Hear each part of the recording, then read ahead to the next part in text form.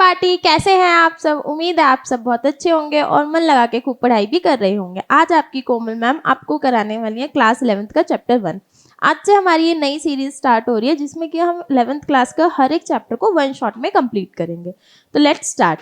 Chapter का नाम क्या है? हमारे चैप्टर का नाम है यूनिट एंड मेजरमेंट्स। तो इस चैप्टर में हम क्या पढ़ने वाले हैं? बेसिकली इस चैप्टर में हम लोग पढ़ेंगे कि यूनिट्स क्या होती है, सिस्टम ऑफ यूनिट्स क्या होता है और एरर्स के बारे में। ठीक है, लेट्स स्टार्ट। तो सबसे पहले हमारे पास आता है फिजिकल क्वांटिटीज। फिजिकल क्वांटिटीज कौन कौन सी होती है? फिजिकल क्वांटिटीज वो क्वांटिटीज है जिनको कि हम मेजर कर सकते हैं, जैसे कि टाइम है, लेंथ है, मास है। तो ऐसी वाली क्वांटिटीज को जिनको भी हम मेजर कर सकते हैं उसे हम क्या बोलते हैं? Physical quantities. अब फिजिकल क्वांटिटीज को कैसे डिफाइन कर सकते हैं या हम इनको कैसे बता सकते हैं? तो फिजिकल क्वांटिटीज को हम दो तरीके से बता सकते हैं। कैसे? सबसे पहला है based on their directional properties.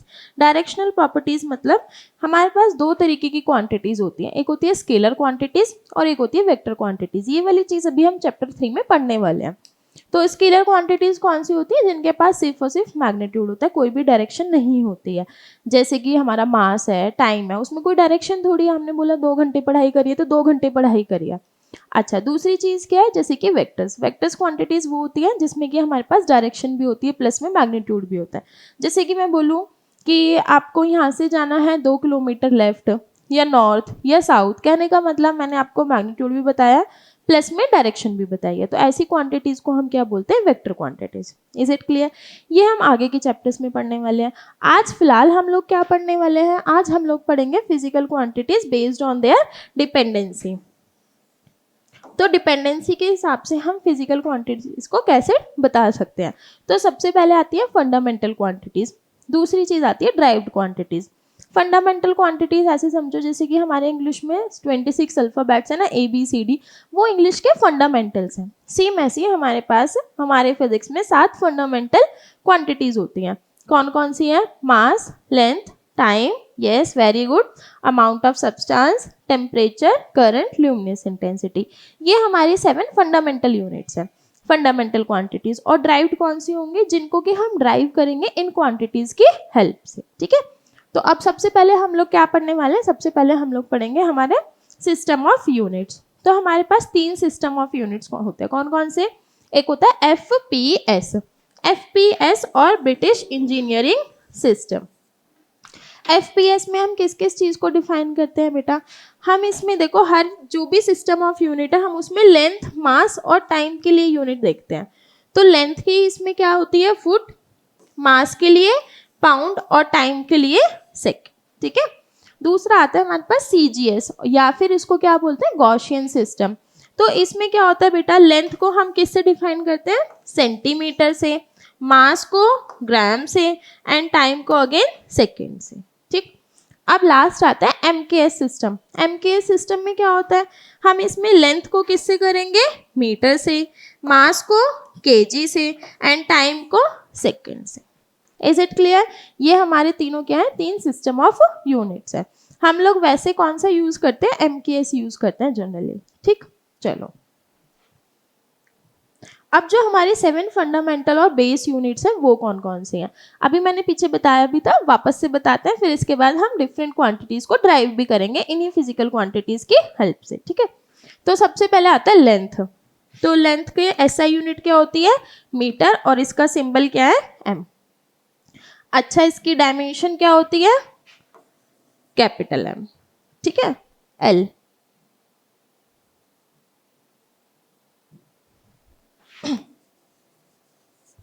अच्छा, दूसरी फिजिकल क्वांटिटी क्या है? मास। मास की यूनिट कितनी होती है? kg, और इसको हम डिनोट किससे करते हैं? इसकी डायमेंशन क्या होती है? L। ठीक है, आगे नेक्स्ट क्या आता है? टाइम। टाइम को किससे डिनोट करते हैं? इसकी जो SI यूनिट है वो क्या है? सेकेंड, और डिनोट किससे करेंगे? T।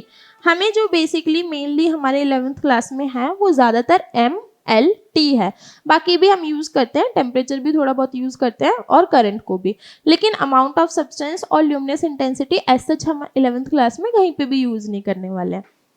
तो अब टेम्परेचर का क्या होता है? SI यूनिट केल्विन, और इसके लिए K। ठीक है, ल्यूमिनस इंटेंसिटी, ल्यूमिनस इंटेंसिटी का क्या होता है, कैंडेला, और इसको किससे लिखते हैं, CD से।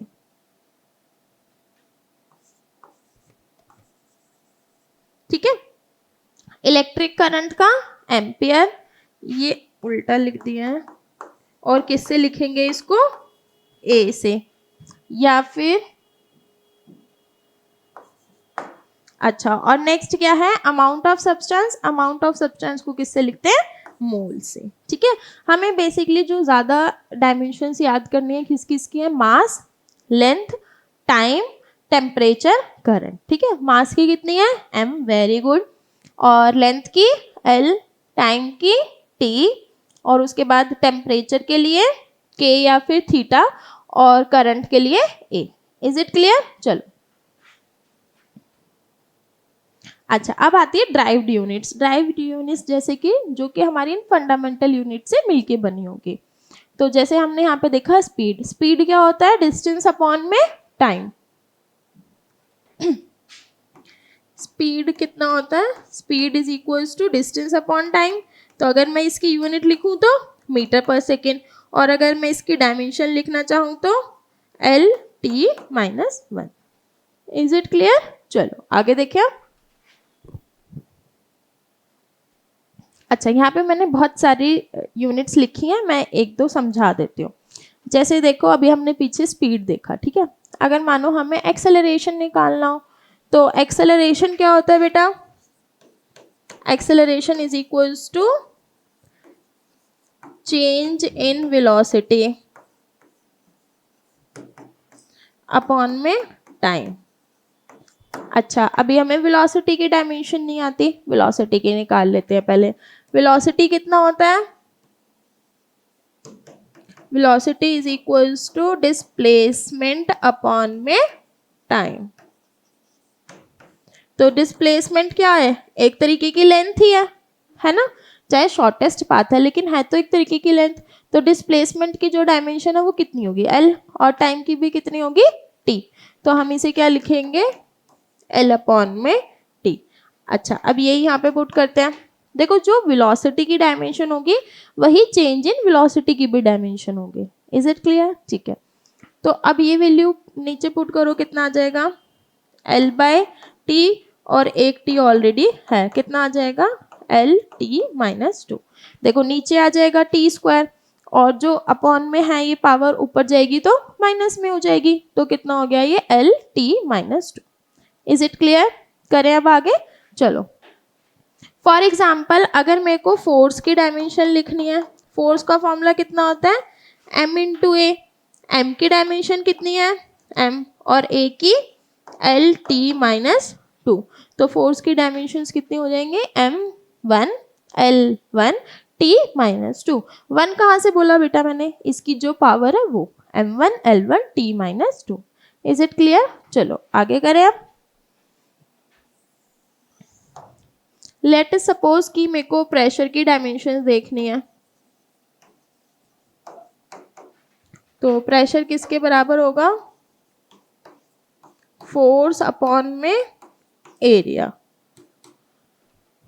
फोर्स की डायमेंशन कितनी है, MLT-2, और एरिया की डायमेंशन कितनी है, एरिया क्या होता है, लेंथ इंटू ब्रेथ। तो लेंथ की डायमेंशन भी L ही होगी और ब्रेथ की भी L ही होगी। तो इन दोनों की डायमेंशन कितनी हो जाएगी, L × L।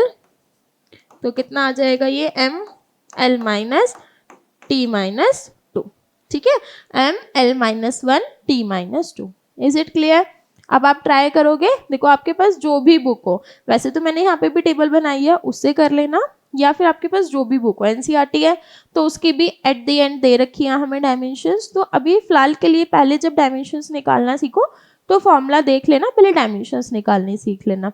जब हो जाएगा तो धीरे धीरे फिर फॉर्मूले याद करने की कोशिश करना। Is it clear? क्योंकि अभी एकदम से सारे फॉर्मूले नहीं लगेंगे, क्योंकि पहले फॉर्मूले ये पढ़े नहीं हुए होंगे, पढ़े तो हैं 9th-10th में वैसे, लेकिन याद नहीं होंगे। तो पहले फॉर्मूलेस देख के डायमेंशंस बनानी सीख लो, फिर धीरे धीरे करके फॉर्मूले याद कर लेना। ठीक है, चलो। अच्छा, अभी ये जो मैंने लिखवाया है, जो पीछे समझाया, वो क्या थी, डायमेंशंस ही थी ना। अगर मैं डायमेंशंस को डिफाइन करूं तो वो क्या होती है बेटा, are the dimensions of the physical quantities are the powers कौन सी, to which the base quantities are raise to represent that quantity, ठीक है। और जो हमने पीछे फॉर्मूला बनाया अभी MLT-2, ये क्या था, dimensional formula. Is it clear, ठीक है। और जो इनकी पावर्स थी, जैसे मैंने बोला M1 L1 T-2, तो वो जो 1 -2 1 जो भी था वो सब क्या थी, उसकी डायमेंशंस थी, ठीक है। चलो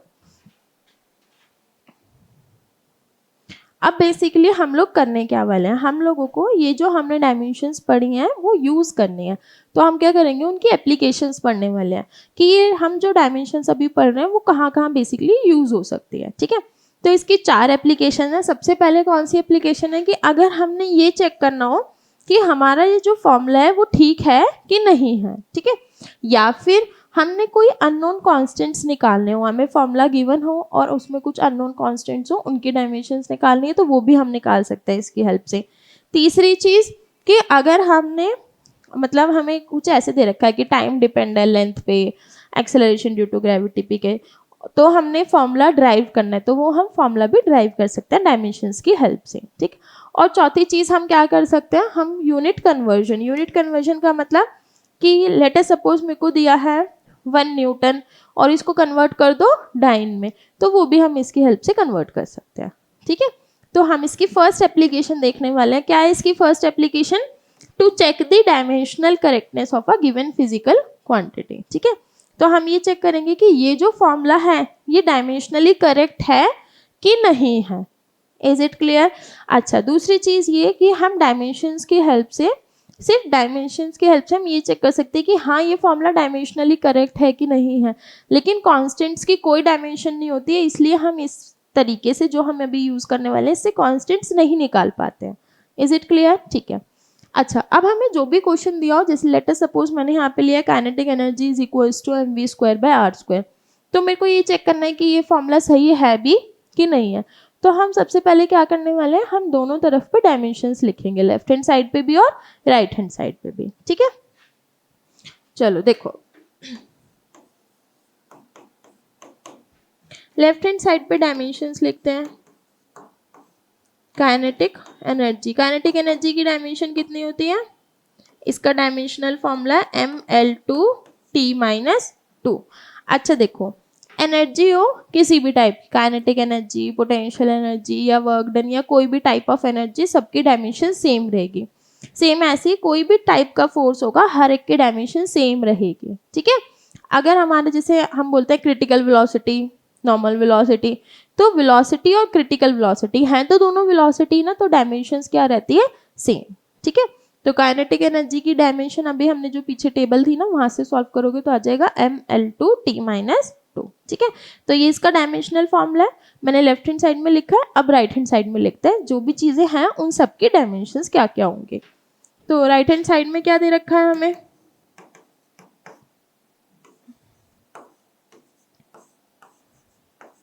m के लिए m लिखा, v की जगह पे LT-1 का होल स्क्वायर और r की जगह पे L², ठीक है। चलो अब सॉल्व करें, कितना आ जाएगा ये mL2T-2 अपॉन में L², कितना आया MT-2। अब ये देखो कि जो हमारी लेफ्ट हैंड साइड में डायमेंशंस थी, जो हमारे लेफ्ट हैंड साइड का काइनेटिक एनर्जी का डायमेंशनल फॉर्मूला है और जो हमारा राइट हैंड साइड सॉल्व करके आया, क्या ये दोनों सेम है, नहीं है ना। अगर ये दोनों सेम नहीं है तो इसका मतलब ये जो हमें फॉर्मूला गिवन है वो भी सही नहीं है, ठीक है। तो हम क्या लिखेंगे यहाँ पे, left hand side not equals to right hand side, that means this formula is not correct.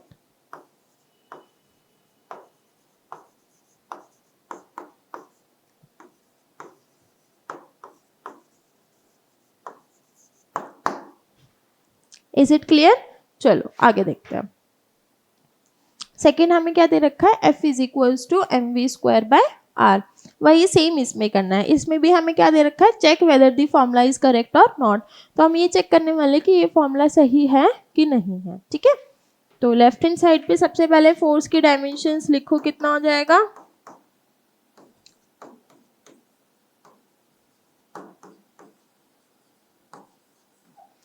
Dimensional formula of force किसके बराबर है? mlt-2। ठीक है। अच्छा, अब जो राइट हैंड साइड पे हमें गिवन है, राइट हैंड साइड पे क्या गिवन है? mv² अपॉन में r। तो ये जितनी भी क्वांटिटीज है इन सब की डायमेंशंस लगा देते हैं। कितना होगा? m की जगह m, v की जगह पे lt-1 का होल स्क्वायर अपॉन में l। कितना आ जाएगा बेटा? ये ml2t-2 अपॉन में l। एक l से एक l कैंसिल, ये हो गया mlt-2। देखो हमारी जो लेफ्ट हैंड साइड की डायमेंशंस है और जो राइट हैंड साइड की डायमेंशंस है वो दोनों क्या है? इक्वल। तो इसका मतलब this formula is dimensionally correct. ठीक है,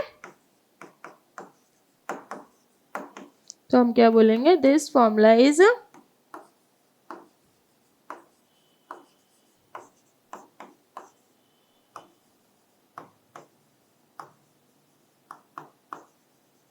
dimensionally correct. Is it clear? करें अब आगे? चलो नेक्स्ट देखते हैं। अच्छा देखो, तो अभी हमने पहली एप्लीकेशन के 2 क्वेश्चंस कर लिए। ठीक है, पहली एप्लीकेशन में क्या था? To check whether the formula is correct और नॉट।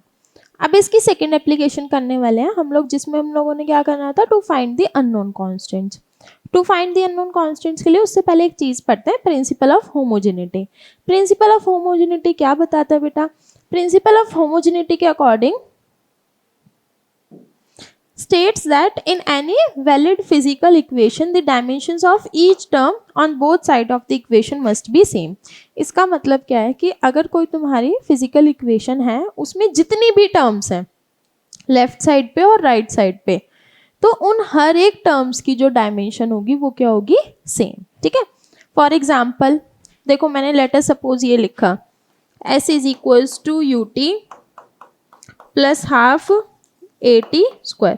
तो इसका मतलब जो डायमेंशन इसकी होगी वही इसकी होगी और वही इस AT² की होगी। ये क्या है? Principal of homogeneity. ठीक है, अगर ये इक्वेशन ठीक है तो इसमें हर एक डायमेंशन, हर एक क्वांटिटी जो होगी सबकी डायमेंशन क्या होगी? सेम। ठीक है, चलो अब क्वेश्चंस ट्राई करते हैं। तो सबसे पहले क्वेश्चन में हमें क्या दे रखा है? x is equals to AT plus BT² plus C upon में D माइनस T। अच्छा, यहाँ पे ये x क्या है? x इज पोजीशन मान लेते हैं and t is time.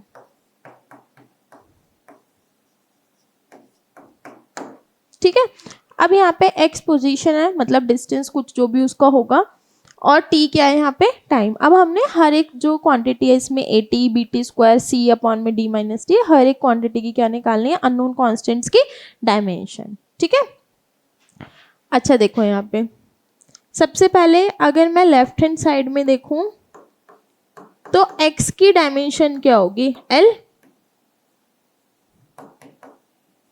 Dimension of x किसके बराबर होगी? L। ठीक है, अगर मैं इसको कंप्लीट लिखना चाहूँ डायमेंशनल फॉर्मूला तो m0 L1 T0। Is it clear? ठीक है, अब वही डायमेंशन फॉर्मूला किसका होना चाहिए? AT का। ठीक है, तो इसका मतलब अगर मैं AT की डायमेंशंस लिखूं तो किसके बराबर आनी चाहिए? m0 L1 T0। तो A किसके बराबर आ जाएगी? A की डायमेंशंस अगर हम निकालेंगे, T की कितनी है? T m0 L1 T0। तो A कितना हो जाएगा यहाँ पे? ये T अपॉन में आएगा तो ऊपर जाके -1। LT-1 किसकी डायमेंशनल फॉर्मूला होता है वैसे? स्पीड या वेलोसिटी का, है ना? तो इसका मतलब यहाँ पे जो A है वो किसको रिप्रेजेंट कर रहा होगा? या तो स्पीड को या फिर वेलोसिटी को। Is it clear? ठीक है, अब सेम ऐसे ही हम किसका निकालने वाले हैं? डायमेंशनल फॉर्मूला BT² का किसके बराबर होना चाहिए? ठीक है, यहाँ पे B मेरे को निकालना है और ये कितना हो जाएगा? T²। तो B की डायमेंशंस किसके बराबर आ जाएंगे? m0 L1 t minus two, ये t अपॉन में आएगा, फिर ऊपर जाएगा तो -2। देखना ये LT माइनस टू किसका होता था, एक्सेलरेशन, ठीक है।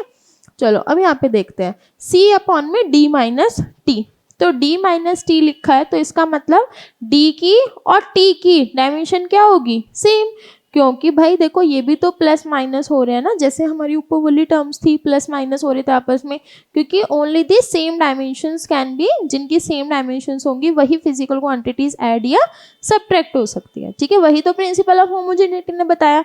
तो इसका मतलब जो डायमेंशन ऑफ डी है वो किसके बराबर होगी, टी के, ठीक है। तो ये कितना आ जाएगा, टी की डी की dimensions, dimensional formula m0 L0 T1, ठीक। अब इस पूरे को देखते हैं, ये पूरा किसके बराबर होगा, देखो ऊपर c है नीचे d माइनस टी है, तो ये t है तो ये भी t ही होगा, तभी एक दूसरे से ही माइनस हो पा रहे हैं। तो नीचे कितना आ जाएगा t, और इसकी जो डायमेंशंस है वो किसके बराबर है, m0 L1 T0, है ना, m0 L1 T0। तो यहाँ से c कितना आ जाएगा, फिर ये आ जाएगा L और T।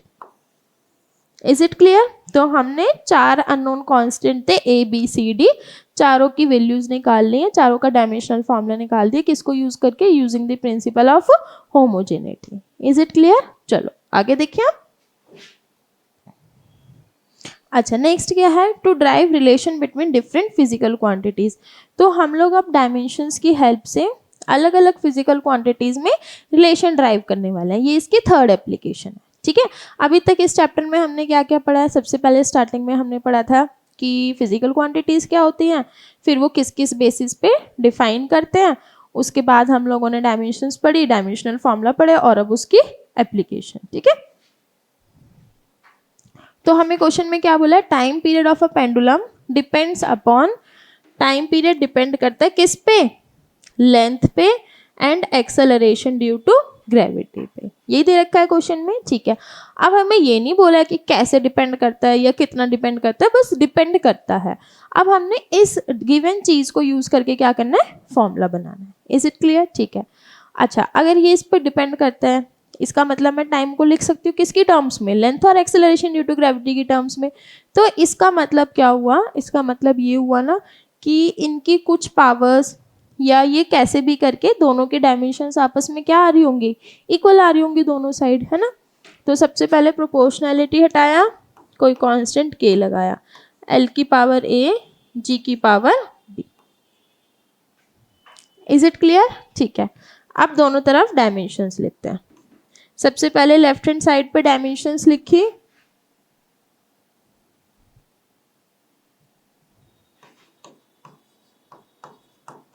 लेफ्ट हैंड साइड पे डायमेंशन कितनी आएगी, m0 L0 T1, क्योंकि सिर्फ और सिर्फ क्या लिखा है, टाइम ही लिखा है। अच्छा अब राइट हैंड साइड पे देखते हैं, राइट हैंड साइड पे लेंथ का तो L ही रहेगा, और g का कितना होगा बेटा, देखो g का मतलब क्या है, एक्सेलरेशन ड्यू टू ग्रेविटी, मतलब एक्सेलरेशन ग्रेविटी की वजह से। और अभी मैंने बताया था कोई भी टाइप की एनर्जी हो, कोई भी टाइप का फोर्स हो, जितनी भी एनर्जीज होंगी सबकी डायमेंशन सेम, जितने भी फोर्स होंगे सबकी डायमेंशन सेम, सेम ऐसी एक्सेलरेशन हो या एक्सेलरेशन ग्रेविटी की वजह से हो, डायमेंशन क्या होगी, सेम ही होगी। तो हम इसको क्या लिखेंगे, g की जगह पे LT-2 की होल पावर b, कितना आ जाएगा, l की पावर a, l की पावर b, t की पावर माइनस का 2b, ठीक है। बेस सेम, पावर ऐड हो जाएंगी, कितना हो गया ये, l raise to the power a plus b, t raise to the power minus का 2b। Is it clear. चलो अब लेफ्ट हैंड साइड में क्या था, m0 L0 T1, अगर ये दोनों इक्वल हैं तो इसका मतलब क्या होना चाहिए था, इनकी जो m l t n की पावर्स भी क्या होनी चाहिए थी, सेम, ठीक है। तो left hand side is equals to right hand side.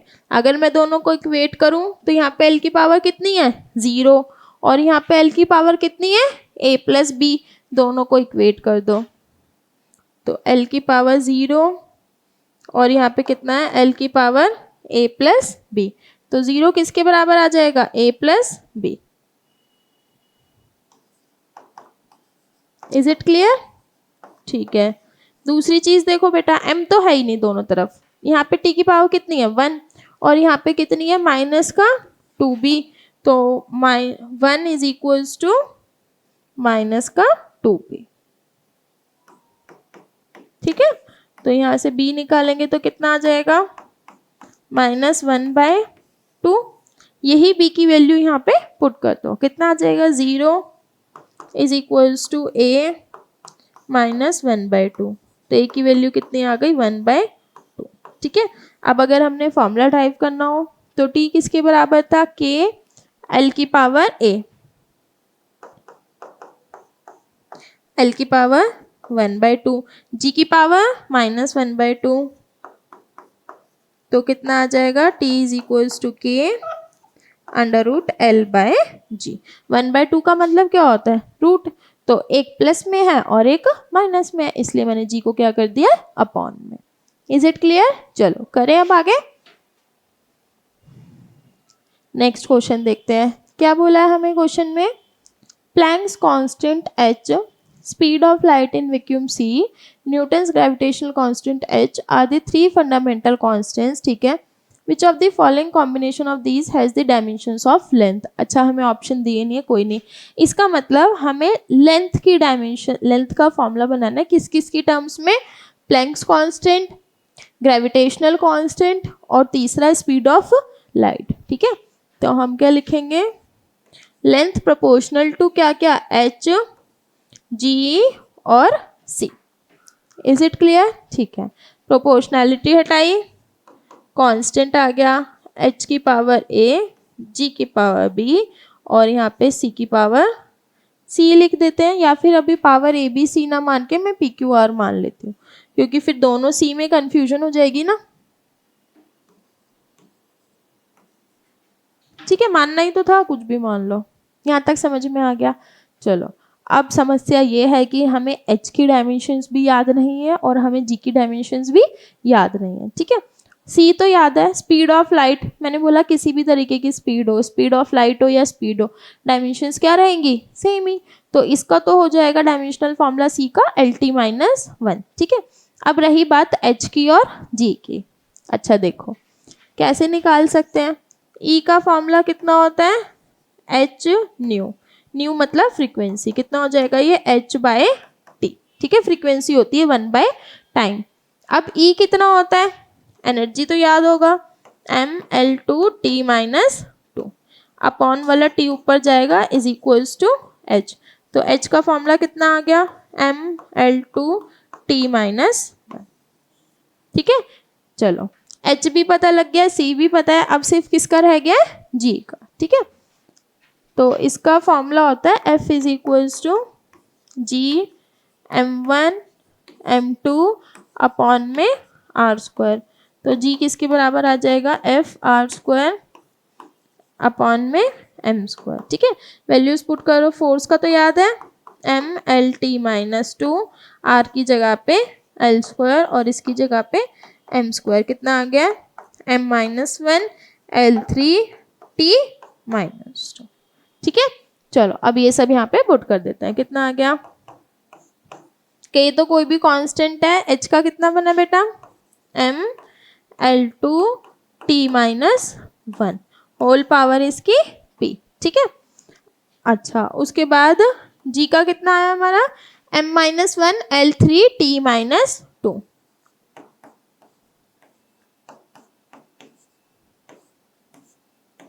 और c की जगह पे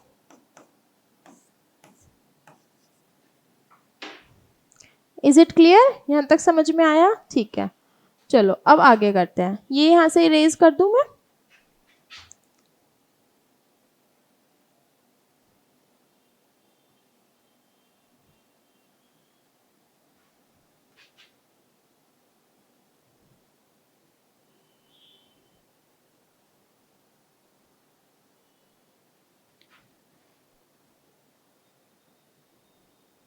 तब तक आप सॉल्व करो, कितना होगा ये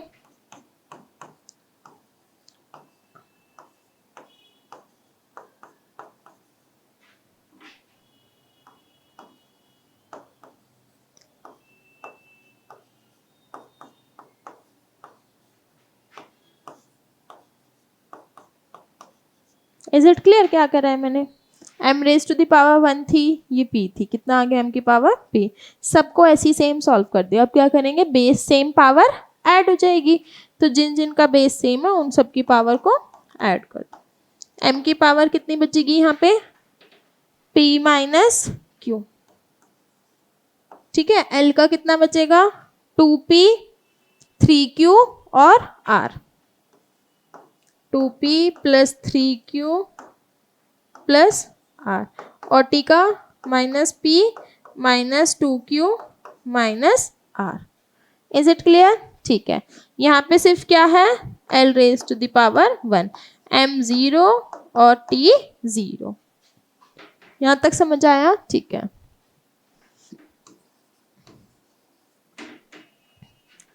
चलो अब आगे देखते हैं।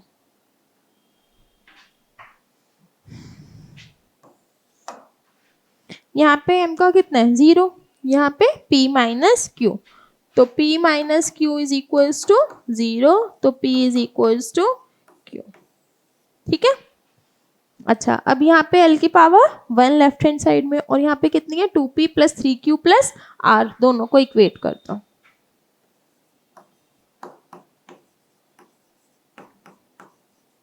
Is equals to 1। p और q दोनों आपस में क्या है, इक्वल, इस इक्वेशन को p में ही बना लेते हैं। फिर कितना हो गया, 5p plus r is equals to 1, ठीक है। अच्छा, अब यहाँ पे देखो, वहां पे t की पावर 0 और यहाँ पे पावर कितनी है, minus p minus 2q minus r is equals to 0। Values put कर दो, माइनस p माइनस 2p, क्योंकि p और q क्या है आपस में, equal, minus r is equals to 0। कितना आ जाएगा ये, माइनस 3p, r इधर जाएगा तो प्लस में आ गया, तो r की वैल्यू कितनी आ गई, माइनस का 3p यहाँ पे पुट कर दो, तो 5p minus 3p is equals to 1। 2p किसके बराबर आ गया, 1, तो यहाँ से p की वैल्यू कितनी आ जाएगी फिर, 1/2। q की वैल्यू भी कितनी आ जाएगी, 1/2, ठीक है। यहाँ पे पुट करो तो r की वैल्यू कितनी आ जाएगी फिर, माइनस का 3/2। तो ये कितना फॉर्मूला बनेगा बेटा, देखो p q कितना आ रहा है, 1/2 1/2, और ये c की वो पावर कितनी आ रही है, 3/2। तो हमारे लेंथ का फॉर्मूला बन जाएगा k √h g अपॉन में c की पावर 3/2। इज इट क्लियर, समझ में आया? ये थोड़ा बड़ा क्वेश्चन था, लेकिन ये मैंने इसीलिए करवाया है क्योंकि ये थोड़ा ट्रिकी भी है इस वाले टॉपिक का क्वेश्चन, तो मैं यही करा देती हूँ। इजी तो आप खुद से भी कर लोगे, ठीक है। चलो नेक्स्ट क्वेश्चन देखते हैं इसी टॉपिक का। क्या बोला है, mlg denotes energy, mass, angular momentum and gravitational constant respectively, the dimensions of this. हमें इस पूरे की डायमेंशन निकालनी है, किसके बराबर आएगी, ठीक है। चलो, E कितना है, एनर्जी, और एनर्जी की डायमेंशन कितनी होती है, ठीक है। E की ml2t माइनस 2, लेंथ का तो l², नीचे m की जगह पे कितना आ जाएगा, m raise to the power 5। अब हमें क्या करना है, g², g की डायमेंशन याद नहीं है, अभी पीछे हमने निकाली थी, याद नहीं है तो यहीं से पुट कर देंगे, m-1 l3 t माइनस 2, ठीक है।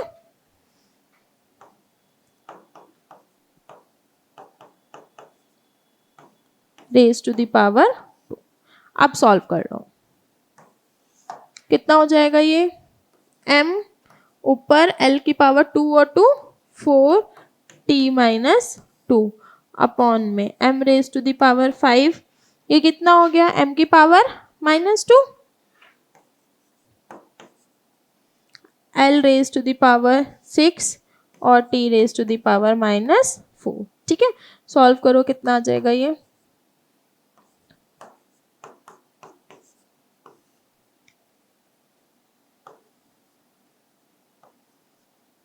5 - 2 3 l3 t -4, कितना हो गया, ये ऊपर जाएगा तो m की power -2 l raise to the power 1 और t raise to the power -2 + 4, कितना आ जाएगा, माइनस का।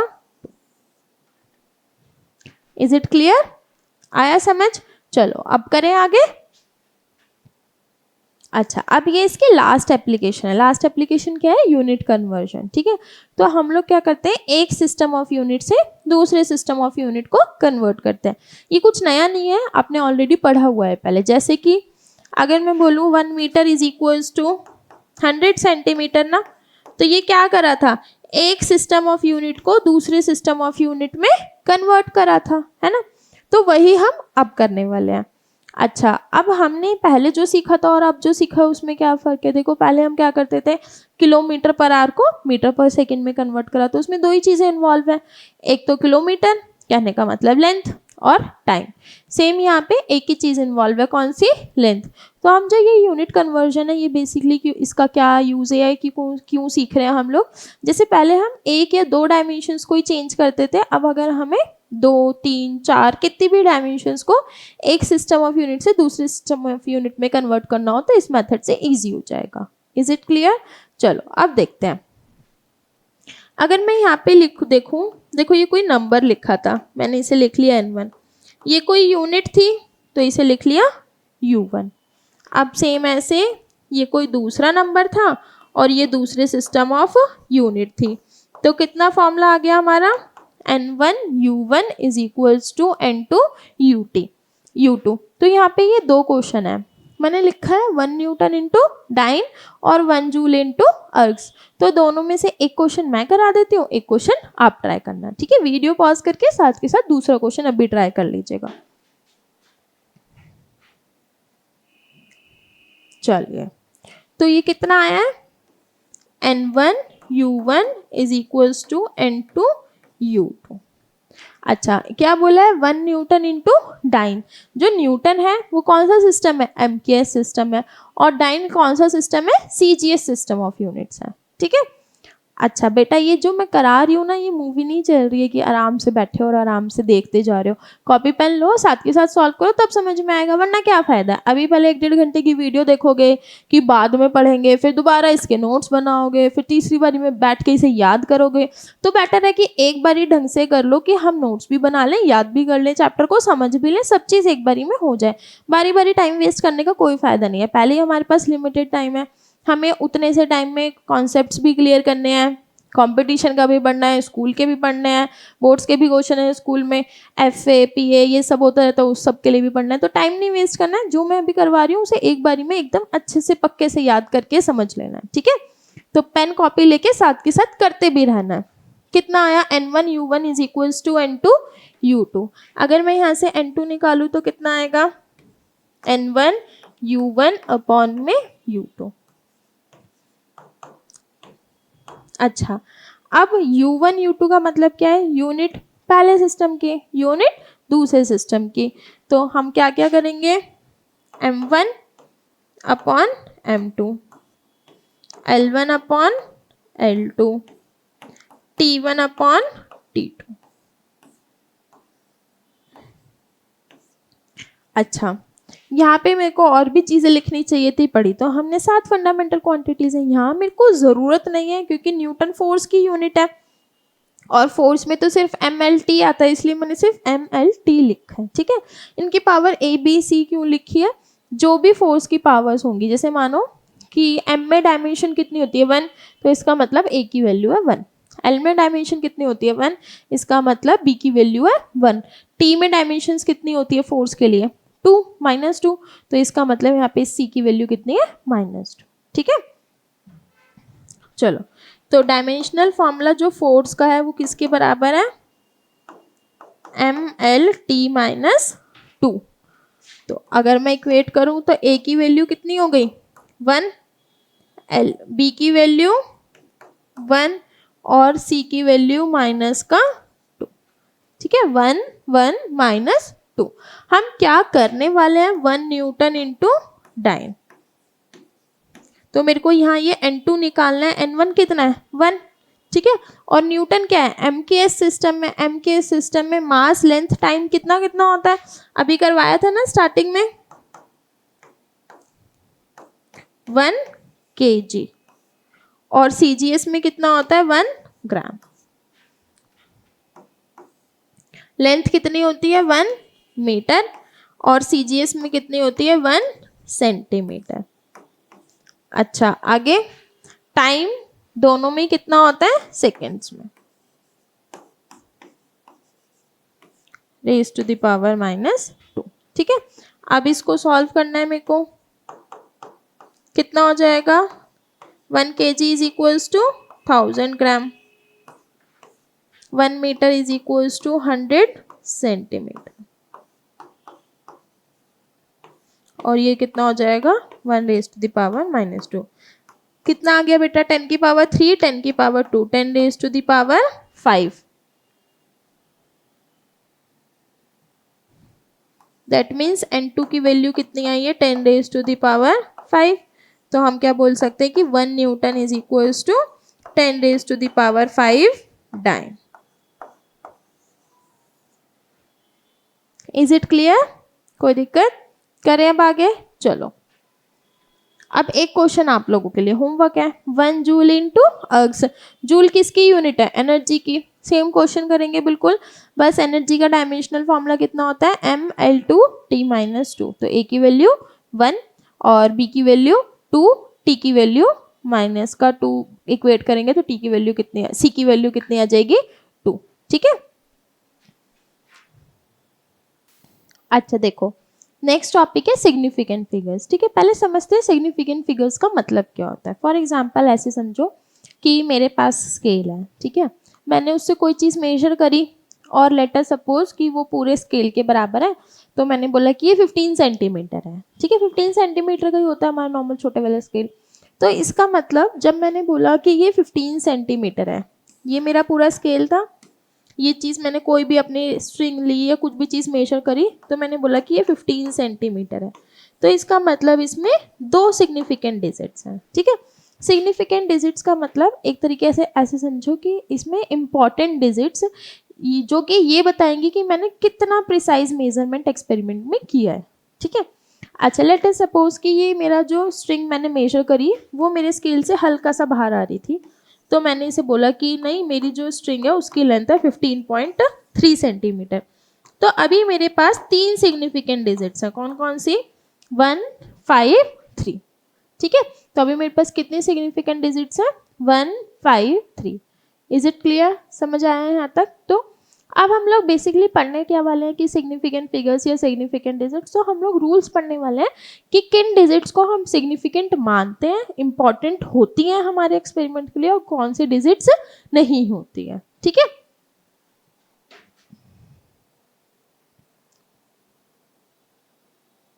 चलो अच्छा अब सबसे पहले leading zeros. Leading zeros are not the significant. For example देखो यहाँ पे है, तो ये जीरो, ये जीरो, ये क्या है? Leading zeros. तो ये इंपॉर्टेंट नहीं है, ये सिग्निफिकेंट नहीं है, इन्हें नहीं गिनेंगे हम। किसको बोलेंगे? 8, 3, 9। तो इसका मतलब इसके पास कितनी जीरोज है? 3 सिग्निफिकेंट डिजिट्स हैं। ठीक है, अच्छा आगे देखो zeros at the beginning of a number. जैसे यहाँ पे देखो कितनी सारी जीरोज है, तो ये सब जो जीरोज है वो सिग्निफिकेंट नहीं है। सिग्निफिकेंट डिजिट्स खाली कौन कौन सी है? 1, 2 और 3। ठीक है, all trailing zeros are significant. Trailing zeros are significant मतलब देखो ये वाली जीरोज तो जो हैं वो नहीं काउंट होंगी, लेकिन ट्रेलिंग जीरोज जो ये पीछे जीरोज हैं वो काउंट होंगी। तो इसके मतलब इसके पास कितनी सिग्निफिकेंट डिजिट्स है? 5। कौन कौन सी? देखो 1, 2, 0, 0, 0। ठीक है, आगे देखो ऑल नॉन जीरो डिजिट्स, सारी की सारी नॉन जीरो जो डिजिट्स होंगी वो क्या होंगी? सिग्निफिकेंट। जैसे इस नंबर में देखो कितने नॉन जीरो डिजिट्स हैं? 1, 2, 9, 8। तो इसका मतलब इसमें 4 सिग्निफिकेंट डिजिट्स हैं। जो ये लिखा है 10 रेज़ टू द पावर 4, ये काउंट नहीं होता है। ठीक है, चलो आगे देखते हैं। नेक्स्ट है zeros between 2 non zero digits. जैसे कि ये जो जीरोज हैं, ये तीनों जीरोज, ये 2 नॉन जीरो डिजिट्स के बीच में है, इसका मतलब ये काउंट होंगे। ठीक है, और ट्रेलिंग जीरोज तो पहले से ही काउंट होती हैं, हमने अभी रूल पढ़ा था। तो इसका मतलब यहाँ पे कितने सिग्निफिकेंट फिगर्स हैं? 1, 2, 3, 4, 5, 6। इसका मतलब इस नंबर में 6 सिग्निफिकेंट डिजिट्स हैं। ठीक है, चलो आगे देखो zeros without decimal are not significant. इसी में ही देखो ये भी तो ट्रेलिंग जीरोज है, लेकिन जीरोज विदाउट डेसिमल, वो जीरोज जिसमें कि डेसिमल नहीं है, वो काउंट नहीं होती है, उन्हें हम सिग्निफिकेंट डिजिट्स नहीं बोलते हैं। ठीक है, समझ आया? ये कुछ रूल्स थे कि हमारी कौन सी डिजिट सिग्निफिकेंट होती है, कौन सी नहीं होती है। अच्छा, अब नेक्स्ट है rules of rounding off digits. ठीक है, ये सिंपल है। देखो, जैसे मानो कि अगर हमारा कोई नंबर 5 से बड़ा है, अच्छा ये मेरा नंबर है, मैं कितनी सिग्निफिकेंट डिजिट्स हैं इसमें? 5। मेरे को चाहिए 4 सिग्निफिकेंट डिजिट्स, मेरे को इसे राउंड ऑफ करना है अप टू 4 सिग्निफिकेंट डिजिट्स। इसका मतलब मेरे को खाली यहाँ तक चाहिए। अच्छा, ये नंबर क्या है बेटा? 5 से बड़ा। अगर नंबर 5 से बड़ा है तो वो कैसे हटेगा? आगे वाले को एक बढ़ा करके। तो इसको हम क्या लिखेंगे फिर? 12.57। Is it clear? ठीक है। अच्छा, अब इसमें देखो, लेटर सपोज ये लिखा होता 12.564 और अभी भी हमें बोला है कि इसे राउंड ऑफ कर दो अप टू 4 सिग्निफिकेंट डिजिट्स। तो अगर तुम इसे राउंड ऑफ करोगे अप टू 4 सिग्निफिकेंट डिजिट्स, तो ये जो 4 है वो क्या है? 5 से छोटा। अगर 5 से छोटा होगा तो वो एज इट इज हट जाएगा। ठीक है, तो ये कितना हो जाएगा फिर? 12.56। Is it clear? ठीक है मैम। अब अगर इसमें ना 5 से बड़ा हुआ ना 5 से छोटा हुआ, अगर नंबर 5 ही हुआ तब क्या करेंगे? उसके लिए बताती हूँ, रुको। देखो, अगर इसी में मेरा नंबर लेटर सपोज ऐसे होता 12.565, मेरे को अब भी इसे क्या करना है? अप टू 4 सिग्निफिकेंट डिजिट्स तक ही राउंड ऑफ करना है, तो ये वाला 5 हटाना पड़ेगा। अब हम क्या करते हैं? इससे पहले वाला नंबर देखते हैं। इससे पहले वाला नंबर जो है वो इवन है, तो इसका मतलब ये 5 एज इट इज हट जाएगा, इसका कुछ नहीं होगा। मतलब ये नंबर क्या बन जाएगा? 12.56। ठीक है, इसी में अगर मान लो कि मेरा इससे पहले वाला नंबर ऑड होता, लेट अस सपोज ये होता, और मेरे को ये 5 हटाना है, 4 सिग्निफिकेंट डिजिट चाहिए, तो ये नंबर एक +1 होता। कितना हो जाता? 12.58। Is it clear? देखो सिंपल है। 5 से बड़ा हुआ है ना, जैसे इस वाले क्वेश्चन में 4 सिग्निफिकेंट डिजिट चाहिए थी, लास्ट वाली खुद जो डिजिट थी वो क्या थी? 5 से बड़ी, तो एक नंबर आगे बढ़ जाएगा। 5 से छोटी तो एज इट इज हट जाएगा। अगर 5 ही हुआ तो फिर हम उससे पहले वाली डिजिट देखेंगे। अगर उससे पहले वाली डिजिट इवन है तो एज इट इज हट जाएगा, और अगर उससे पहले वाली डिजिट ऑड है तो एक बढ़ा के तब हटेगा। ठीक है, चलो।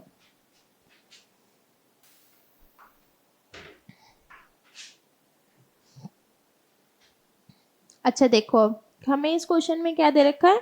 लेंथ, ब्रेथ, थिकनेस दे रखी है, और हमने क्या निकालना है? वॉल्यूम निकालना है।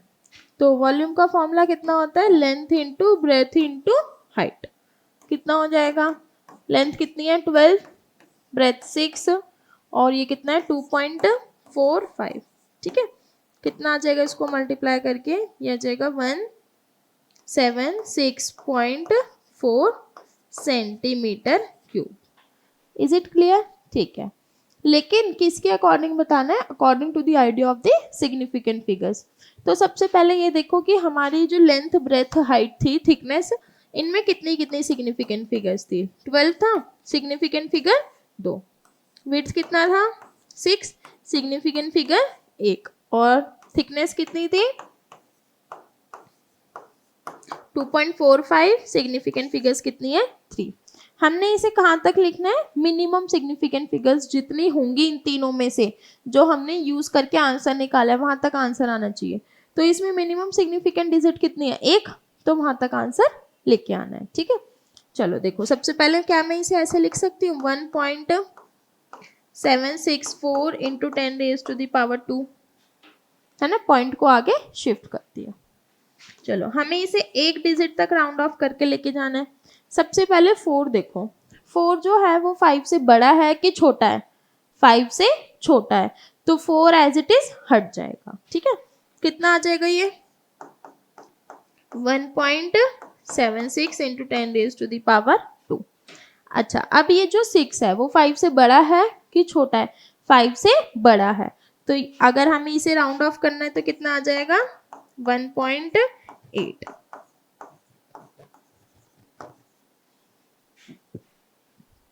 अच्छा, अब ये जो 8 है वो 5 से बड़ा है कि छोटा है? बड़ा है। तो ये कैसे राउंड ऑफ होगा? तो वॉल्यूम की वैल्यू कितनी आ जाएगी? 2 into 10⁻²² centimetre cube. Is it clear? ठीक है, चलो आगे करते हैं। नेक्स्ट टॉपिक है एरर एनालिसिस। ठीक है, हमारे टॉपिक इसका चैप्टर का नाम क्या था? Unit and measurement. अभी तक हमने सारा कौन सा चीज पढ़ी थी? यूनिट्स वाली पढ़ी, फिर सिग्निफिकेंट फिगर्स पढ़ा, अब लास्ट में हमारा क्या है? एरर्स। ये हमारा लास्ट टॉपिक है। ठीक है, अच्छा, दो तरीके के एरर होते हैं। एक होता है हमारे पास रैंडम एरर और एक होता है सिस्टमेटिक एरर। तो रैंडम एरर कैसे होता है बेटा? जैसे मानो कि मैंने कोई एक्सपेरिमेंट किया, उसमें मैंने जो भी रीडिंग्स ली, वो मैं जब रीडिंग्स ले रही हूँ तब मेरे से कुछ कुछ मिस्टेक्स हो गई हैं, तो उसके कारण मेरे आंसर जो है उसमें एरर आ रहा है। तो वो हम कैसे मिनिमाइज कर सकते हैं कि भाई मैं एक ही एक्सपेरिमेंट को बहुत बार करूं और लास्ट में फिर उन सब का एवरेज ले लूं। तो एवरेज लूंगी तो ऑलमोस्ट मेरा आंसर सही आ जाएगा। दूसरा होता है सिस्टमैटिक एरर। सिस्टमैटिक एरर क्यों होता है? क्योंकि अगर मानो मैंने जब एक्सपेरिमेंट करा है उसके प्रोसीजर में कोई गलती कर दी है, तो ऐसे वाले जो एरर्स है उनको हम क्या बोलते हैं? Systematic errors. ठीक है, चलो अब हमारे पास एरर ऑफ मेजरमेंट कि मैं कैसे कैसे एरर्स जो है वो निकाल सकती हूँ। अब लेट अस सपोज कि मैंने कोई रीडिंग नोट करी, मैं कोई एक्सपेरिमेंट कर रही हूँ। ऐसे समझो कि मेरे को ये जो मेरा मार्कर है इसकी लेंथ नोट करनी है कि कितनी लेंथ है। ठीक है, मैंने स्केल लिया, इसकी लेंथ मेजर करी। लेट अस सपोज एक बारी आ गई है 15, एक बारी 15.1, 15.2, 14.9, ऐसे समथिंग समथिंग वैल्यूज आ गई हैं। ठीक है, तो मानो कि मैंने एक्सपेरिमेंट करा और मेरी वैल्यूज़ हैं A1, A2, A3 dash dash AN।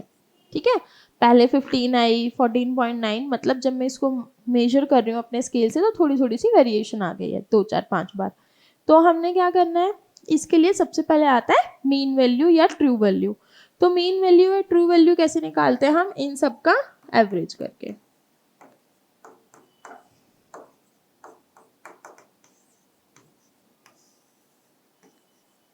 Is it clear? ठीक है, अच्छा, अब उसके बाद आता है एब्सोल्यूट एरर। मानो कि इन सबको सॉल्व करके कुछ आंसर ए आ गया है, तो अब मेरे को एब्सोल्यूट एरर निकालना है फर्स्ट वाली रीडिंग में, जिसको कि हम क्या बोलते हैं? Delta A. तो वो कितना होगा? जो भी मेरा A1 था माइनस ए। ठीक है, ये डेल्टा A1 है। ये फर्स्ट रीडिंग में मेरा एब्सोल्यूट एरर है। सेम ऐसे मैं सेकेंड रीडिंग में भी निकालूंगी, थर्ड रीडिंग में भी निकालूंगी, फोर्थ रीडिंग में भी। हर एक रीडिंग जो भी मेरी होगी उन सब में मैं क्या निकाल लूंगी? Absolute error. कैसे? जो मीन वैल्यू आई है उसमें से माइनस करके। ठीक है, तो मीन एब्सोल्यूट एरर कैसे निकलेगा? जितने भी तुमने अभी एब्सोल्यूट एरर निकाले हैं उन सब का क्या निकाल देंगे? मीन। ठीक है, तो ये क्या आ जाएगा फिर? मेरा मीन एब्सोल्यूट एरर। ठीक, अच्छा, अब आता है हमारा रिलेटिव एरर और दी फ्रैक्शनल एरर। रिलेटिव एरर और फ्रैक्शनल एरर क्या होगा? जो मेरा इन सब का मीन आया डेल्टा ए, और जो मेरा असलियत में जो ट्रू वैल्यू थी मीन वैल्यू, वो उन दोनों को अगर मैं डिवाइड कर दूं तो क्या आ जाएगा मेरा? फ्रैक्शनल एरर या फिर रिलेटिव एरर। और परसेंटेज एरर क्या होता है? Delta A by A into में 100। ठीक है, चलो, अच्छा, अब हमें क्वेश्चन गिवन है time intervals measured by a clock give the following readings. हमें ये रीडिंग्स गिवन है। What is the percentage relative error of the observation? ठीक है, हमें क्या निकालना है? परसेंटेज एरर निकालना है और रिलेटिव एरर इन ऑब्जर्वेशंस का। तो सबसे पहले स्टेप्स, सबसे पहले क्या निकालना भी पीछे करा था? ट्रू वैल्यू या फिर मीन वैल्यू। तो कैसे निकलेगी मीन वैल्यू? अभी जो पीछे करा है वही सब हम एक एक करके स्टेप्स लगाएंगे। तो मीन वैल्यू कितनी होगी? 1.25 प्लस 1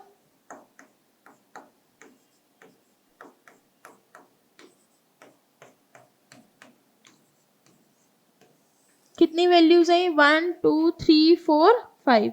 तो इसको 5 से डिवाइड कर देंगे, ठीक है। चलो इन सबको ऐड करते हैं और 5 से डिवाइड करते हैं, कितना आ जाएगा, ये आ जाएगा 1.25, ठीक है। अब हमने क्या निकालना है, हमने एब्सोल्यूट एरर निकालना है हर एक रीडिंग में। तो डेल्टा A1 कितना आ जाएगा, 1.25 माइनस 1.25 कितना आ गया, 0। सेम ऐसे डेल्टा A2 कितना आ जाएगा, ये 0.01। डेल्टा A3 माइनस करेंगे 0.02,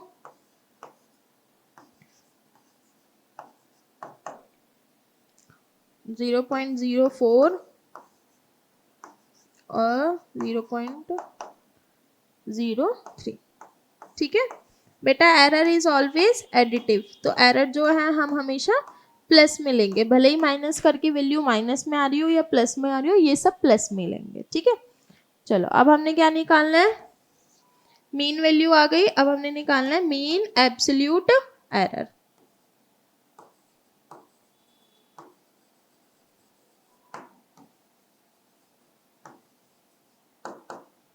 इन सबको ऐड कर दो, 0, 0.01, 0.02,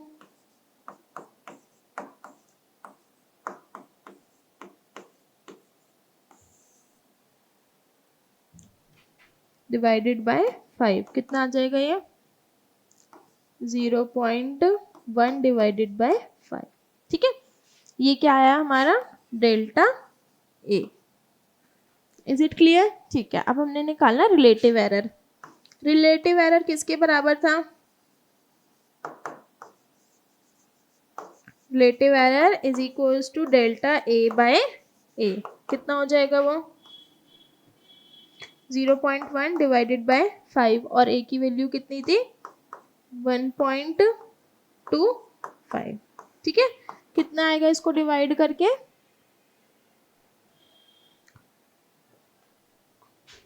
ये आ जाएगा 0.16, है ना।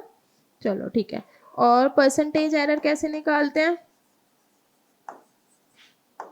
परसेंटेज एरर होता है delta A by A into 100, तो कितना आ जाएगा, 0.016 इंटू 100, कितना आ गया ये, 1.6%। इज इट क्लियर, करें आगे, चलो नेक्स्ट देखते हैं। अच्छा अब है हमारे पास error in sum, error in difference, ठीक है। एरर इन सम जैसे मानो कि मेरे पास x की वैल्यू थी a प्लस बी, और a है 0.1 प्लस माइनस 0.01, और b की वैल्यू भी है 0.2 प्लस माइनस 0.01। तो अगर मेरे को एरर इन सम निकालना है तो हम क्या करेंगे, इन दोनों नंबर्स को ऐड कर देंगे, कितना आ जाएगा, 0.3 प्लस माइनस इन दोनों को भी ऐड कर देंगे, ठीक है। अब सेम ऐसे मान लो मेरे को यहाँ पे एरर इन डिफरेंस निकालना हो, x is equals to a minus b, तो दोनों को माइनस करो, कितना आ जाएगा, इन दोनों को माइनस करूंगी तो 0.1 प्लस माइनस 0.02। बेटा ये जो लिखा होता है ना प्लस माइनस के बाद, ये एरर होता है, और एरर इज ऑलवेज एडिटिव, भले ही मैं प्लस करूं भले ही मैं माइनस करूं, लेकिन एरर क्या रहेगा, हमेशा ऐड, ठीक है। तो मैंने क्या कर दिया, एरर को ऐड। अच्छा मैंने ये b माइनस ए निकाला है, इज इट क्लियर, चलो आगे देखते हैं। अब है एरर इन मल्टीप्लाई, पावर और डिवाइड, ठीक है। एरर इन मल्टीप्लाई डिवाइड पावर कैसे करते हैं, लेट अस सपोज मेरे पास लिखा हुआ है ऐसे,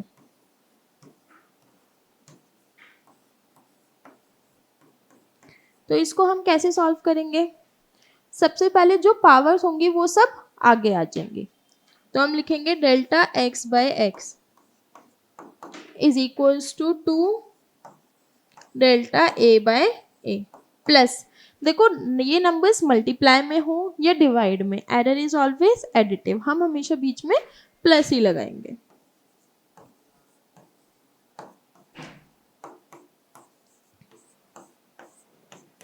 1/2 delta d by d. Is it clear? अगर मानो इसी क्वेश्चन में ये जो मैंने निकाला ये क्या था, रिलेटिव एरर। अगर इसी क्वेश्चन में मेरे को बोला जाता कि परसेंटेज एरर निकाल दो, तो वो हम कैसे निकालते फिर?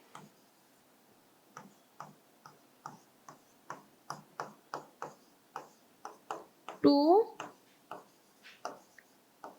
Delta a by a into 100 plus 3 delta b by b into 100 plus delta C by c into 100 plus 1/2 delta d by d into 100। कहने का मतलब परसेंटेज एरर निकालने के लिए मैंने हर एक टर्म को इंटू 100 कर दिया दोनों तरफ। Is it clear? चलो अब इसी के ऊपर एक क्वेश्चन ट्राई करें। अच्छा, हमें क्वेश्चन में क्या दे रखा है, P is calculated as a square b square upon में सी डी। वही जो पीछे निकाला भी वही फॉर्मूला लगाएंगे।